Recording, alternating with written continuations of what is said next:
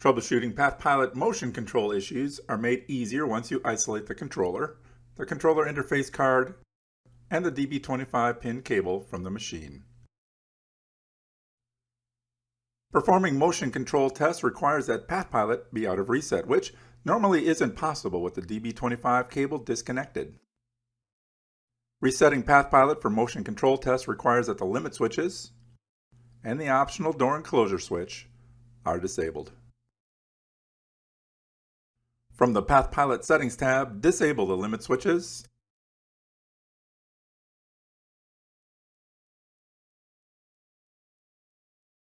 and the enclosure door switch.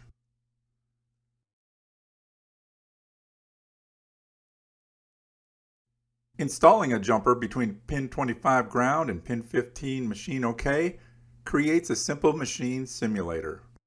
This jumper remains in place throughout our testing. I have modified my jumper to capture the ground lead of the multimeter, simplifying the process of holding the DB25 connector and the multimeter leads. A metal paperclip is a handy source of jumper wire for these low voltage tests. Where the fundamental tests investigated reset and basic communication, the motion control tests will check spindle motion and table control signals.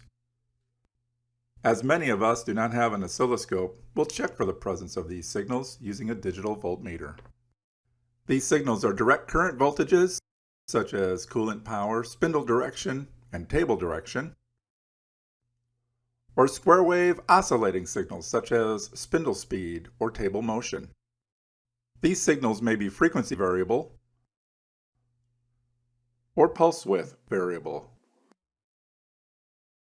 Click Reset from PathPilot. Note that the machine OK indicator is lit and the reset no longer flashes. Insert the red lead of your multimeter into pin 1, spindle RPM. This is a square wave signal whose frequency varies the spindle RPM. Your multimeter will detect a 2.5 to 5 volt DC signal depending on the machine model. This signal is active with forward and reverse spindle direction. If you are troubleshooting an intermittent spindle start or an RPM variation issue, wiggle the DB25 cable and watch for changes in this reading.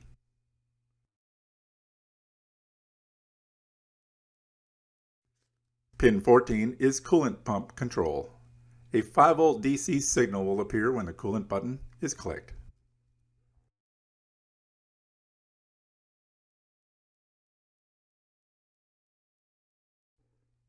Pin 16 is forward-reverse spindle direction control. This pin will go high with forward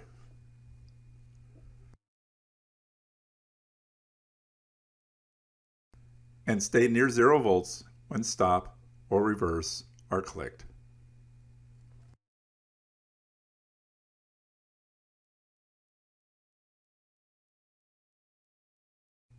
The next series of tests check table motion control signals from the PathPilot controller. We will observe signals while pressing keys on the controller keyboard. The left-right arrow keys control the x-axis. The up-down arrow keys control the y-axis.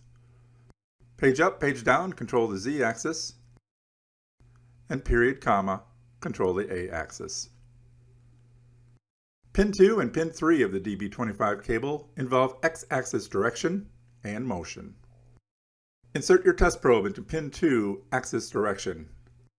Observe a 5 volt DC signal with a X- motion, and observe no voltage at rest and with the X+ motion.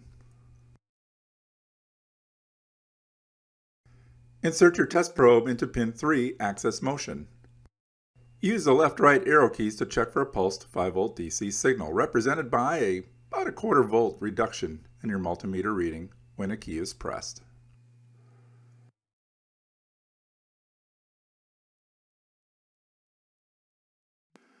Testing the other axes is similar.